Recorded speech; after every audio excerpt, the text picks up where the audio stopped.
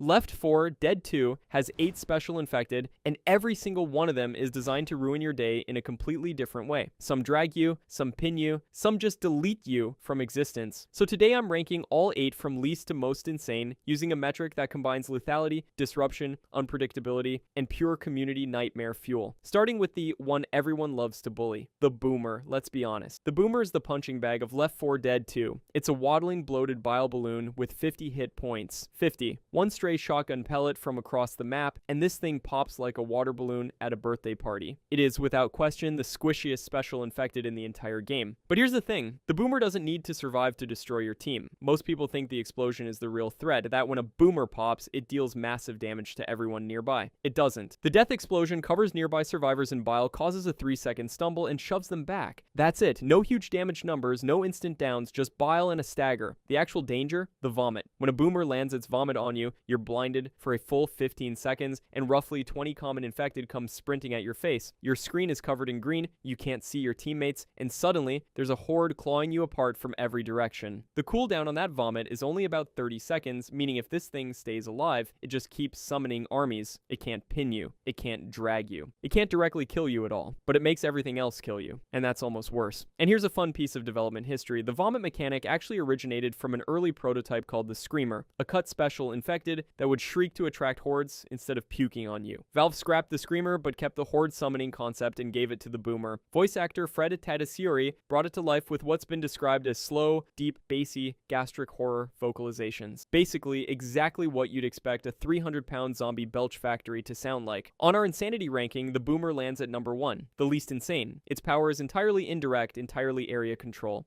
It's disgusting, it's annoying, and in the right situation, it can absolutely wipe a team. But it does it by making other things do the dirty work. But if you think a creature that summons zombies is bad, wait until you meet the one that grabs you from 60 feet away and drags you into the dark, the Spitter. Most players treat the Spitter like a joke. She's slow, she's fragile, and her entire attack is just a puddle on the ground. You can kill her in about 2 seconds of sustained fire. She has 100 health, that's it. The Boomer has half that, sure, but at least the Boomer gets an explosion when it dies. The Spitter just drops and leaves behind a wet spot. But here's the thing, that wet spot is secretly the most damaging attack any playable infected can produce in the entire game. Let me explain. Community analysis has broken down the Spitter's acid pool tick by tick. The pool persists for roughly 5 seconds, dealing damage every fraction of a second, and the damage increases the longer it sits there. If a survivor stands in a single spit from start to finish, they're taking up to 81 or 82 total damage. One puddle. That's more than a tank punch on normal difficulty. That's more than a hunter pounce cycle. That's more than basically anything else a player-controlled infected can throw at you in a single ability use, and it gets weirder. Unlike most special infected, whose damage values scale up with difficulty, the Spitter's acid reportedly deals the same damage regardless of whether you're playing on easy or expert. The pool doesn't care what difficulty you selected, it just melts you. There's also a nasty interaction that most players never think about, fire and acid damage stack additively. So if a survivor is already burning from a Molotov gone wrong or a stray fire, and they step into a spit pool, they're taking both damage sources simultaneously. No reduction, no override, just pain on top of pain. Now the Spitter is also one of only 2 female special infected in the game, alongside the Witch, which is a fun bit of trivia that absolutely nobody has ever used to win an argument, but there it is. So why isn't the Spitter ranked higher on the insanity scale? Because that 81 damage ceiling requires survivors to literally stand still in the acid for the full duration, and nobody does that on purpose. The pool is stationary. It can't chase you. It can't pin you. You just walk out of it. That gap between potential and reliability is what keeps the Spitter at number 2 from the bottom. She has the highest damage ceiling of any playable infected and the lowest guarantee of actually landing it. But if you think a stationary puddle is an unreliable way to kill someone, wait until you meet the infected whose entire job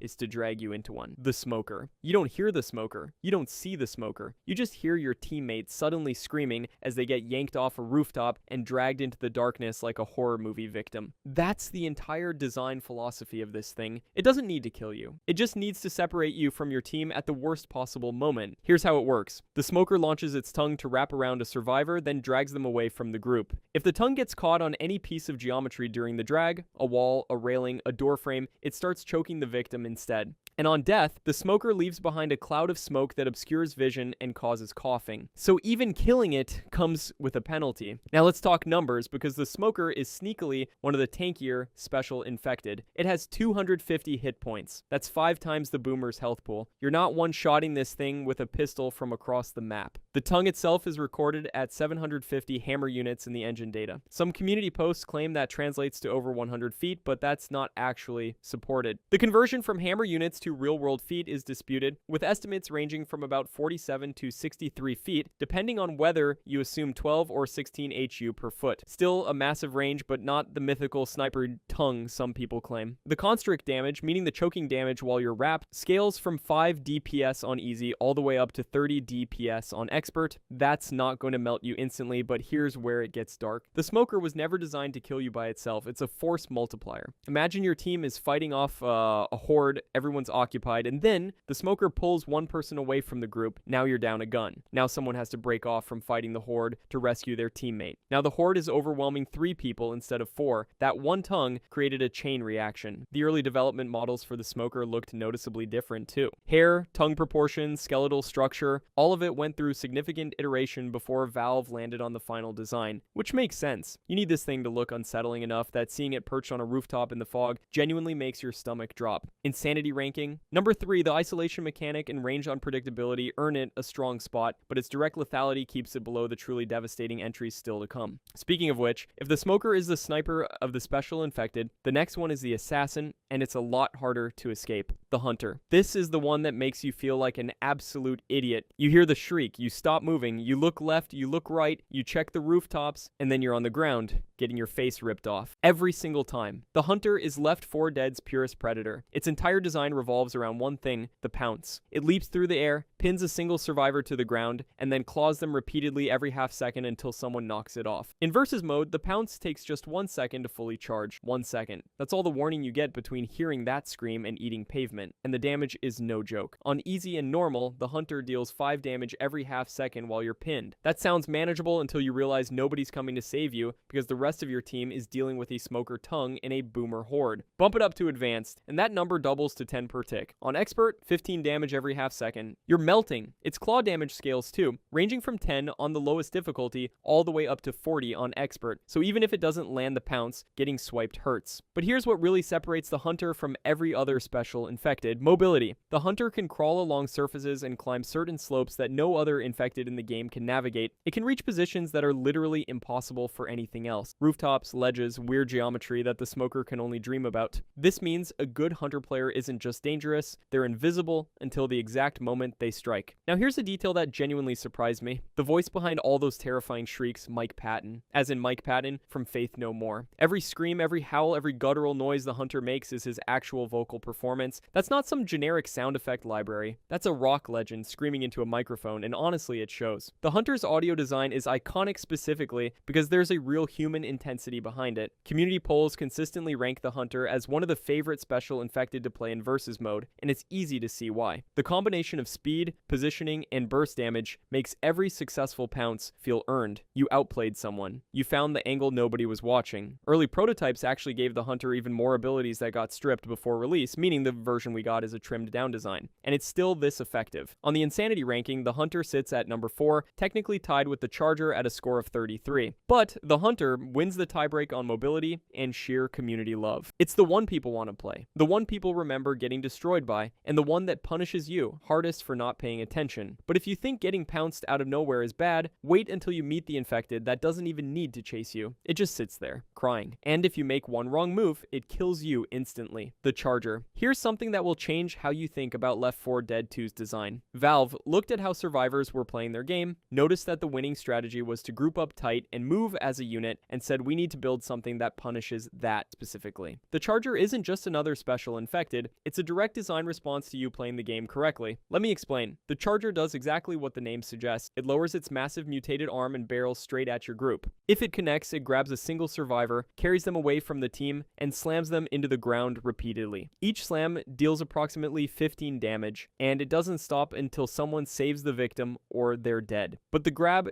isn't even the scariest part. Every survivor survivor standing in the charge path gets bowled over like pins. One charger, one charge, and suddenly your tight 4-person squad is scattered across the map with one member getting pounded into concrete. And here's where it gets really nasty. You know that instinct you have when any special infected gets close? Melee bash. Shove it away. Buy yourself a second. That instinct will get you killed against the charger, because it is completely immune to melee bash. It's the only non-boss infected in the entire game with that property. You can shove a hunter out of the air, you can shove a jockey off mid-leap, you try to shove a charging charger, and you get absolutely nothing. Your character does the animation, the charger doesn't care, and now you're on the ground. This thing is also a tank in its own right. 600 health points. That makes it the tankiest non-boss special infected on this list by a significant margin. You're not dropping a charger with a quick burst. You need sustained coordinated fire, which is hard to do when half your team just got scattered by the charge itself. It also deals about 2 impact damage to nearby survivors when it crashes into obstacles, so even standing next to the collision hurts. If the charger misses its grab entirely, it doesn't just run forever, it stops automatically after roughly 80 to 90 feet, which sounds like a relief until you realize that's still enough distance to completely reposition and try again. And if it connects near a ledge or a drop, that survivor is gone. The voice behind all of this chaos is D. Bradley Baker, who also voices the jockey, meaning one actor is responsible for 2 of the most disruptive infected in the game. On the insanity ranking, the charger sits at number 5, tied with the hunter at a score of 33. But where the hunter is a scalpel, the charger is a wrecking ball. It wins the group disruption category outright, and that bash immunity makes it uniquely terrifying in close quarters where every other infected can be shoved away. Valve built this thing with one purpose: to make you pay for doing the smart thing, and it works every single time. But if the charger punishes you for grouping up, the next infected punishes you for standing still. The witch. Every special infected in this game wants to kill you. The witch is the only one the game tells you to avoid entirely. You don't fight her. You don't engage her. You hear the crying, you turn off your flashlight, and you pray nobody on your team does something stupid, because if she wakes up, somebody's going to die. Here's what makes the witch unlike anything else in Left 4 Dead 2. She's completely passive. She just sits there, sobbing in the dark, and she will never attack you unless you provoke her. Shine your flashlight on her too long, get too close, or God forbid shoot her, and she enters a frenzy that is, statistically speaking, the most violent thing in the entire game outside of the tank. Let me give you the numbers, because the numbers are insane. The witch's frenzy deals damage every half second. On easy, that's 12 damage per tick. On normal, 30. On advanced, 68. And on expert, 300 damage every half second. A full health survivor on expert dies in under a second. That's not a stat. That's a death sentence with a crying sound effect attached to it. And she can take a beating too. Community testing puts her health at just over 1,000 hit points, which is by far the highest of any non-tank infected in the game. So you can't just panic spray her down when she starts running. By the time your team dumps enough bullets into her, somebody is already incapacitated or dead. But here's where it gets interesting. There's one way to kill her instantly. A single shotgun blast, point blank, to the back of her head. If every pellet connects, she drops immediately. The community calls it crowning, and it became one of the most iconic skill challenges in Left 4 Dead history. Players started recording their crowns, sharing clips, competing over who could do it the cleanest. It got so popular that when the Last Stand community update dropped, the developers actually added an achievement for it. The community turned the most terrifying encounter in the game into a speedrun flex. Now, there's a common misconception that witches always appear alone. 1 per map, maximum. No, that's not true. The director controls which spawns based on difficulty, pacing, and server preferences, and on rare maps, you can absolutely encounter 2 witches simultaneously.